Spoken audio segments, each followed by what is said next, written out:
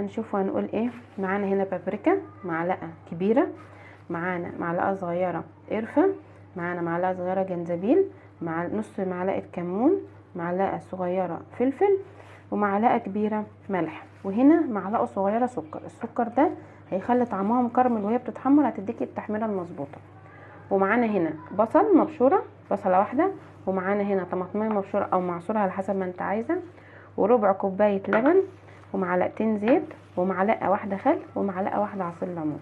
طبعا المقادير دي بسيطه جدا وموجوده في البيت، ولا عذبتك ولا قلتلك زبادي ولا قلتلك مستردة ولا قلتلك كاتشب ولا قلتلك حاجات من دي. عندك الحاجات زي دي حطيها مفيش مشكله، انما كده بحطلك اوفر مقادير عندك موجوده في البيت.